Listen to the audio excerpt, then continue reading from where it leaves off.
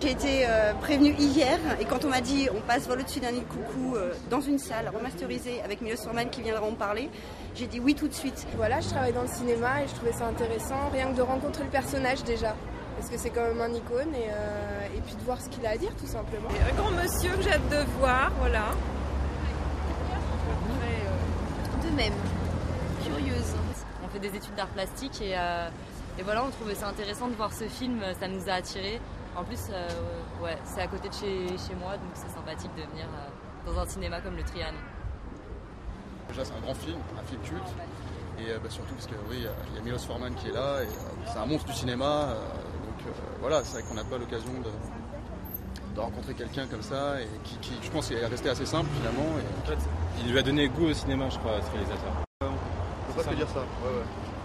En fait, c'est ma mère qui avait loué Amadeus et sa vision de Mozart, elle est complètement décalée. Elle était très audacieuse à l'époque. Et c'est vrai que voilà, Milos Forman, même Air aussi, j'ai bien aimé. Un film plus récent, c'est Man on the Moon, tu vois, qui est vraiment aussi un chef-d'œuvre absolu.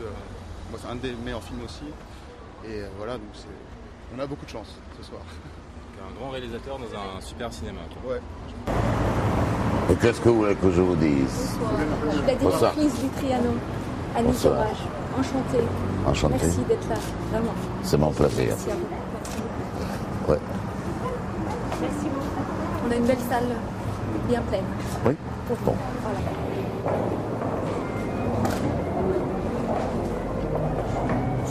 Bonjour, bonsoir.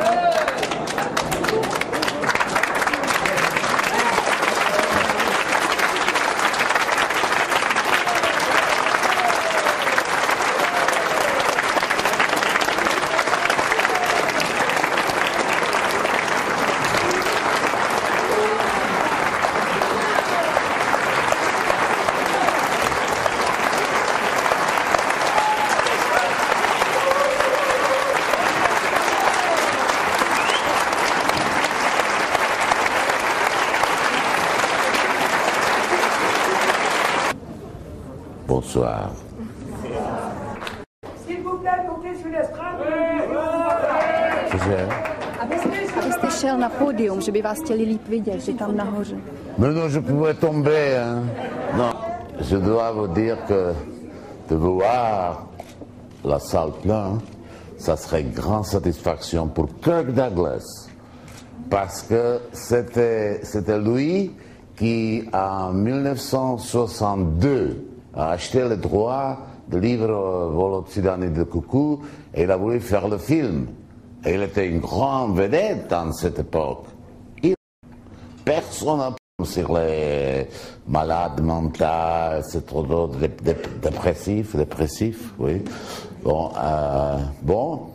en 1966, il était à Prague, où je vivais, et il a vu le film, et il a réalisé que ce sont films qui sont faits très bon marché. Il a décidé de financer le film lui-même, avec son propre argent, avec peu d'argent.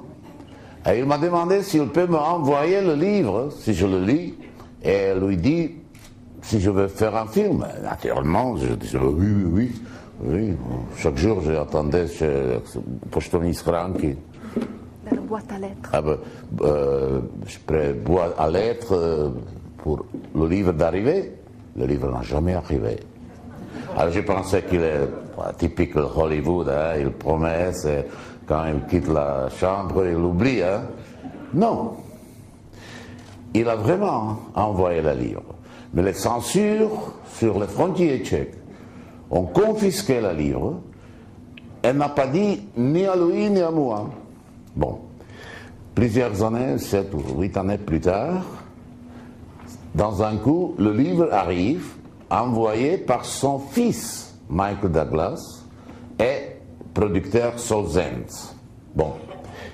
Ce qui est drôle, que Michael Douglas m'a dit qu'il n'a pas su que son père a déjà envoyé le même livre il y a 7 ans. Bon, alors, bien, Michael Douglas a trouvé Solzhenitsyn, qui était pro gramophonový desky.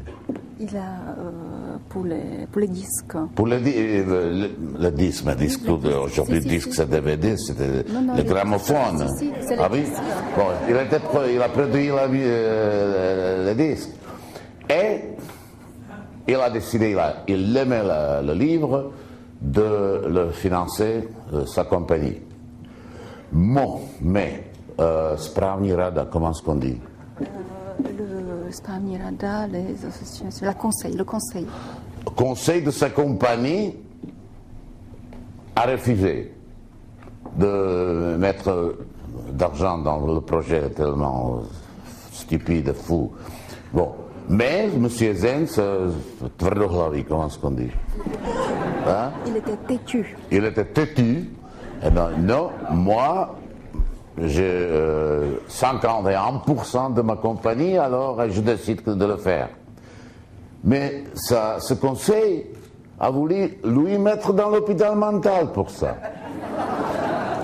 Mais heureusement, ça ne se passait pas. Et le film était fait. Et je suis tellement heureux d'être ici, de vous présenter ce film qui a, je ne sais pas combien, plus que 30 ans. Je vous remercie beaucoup.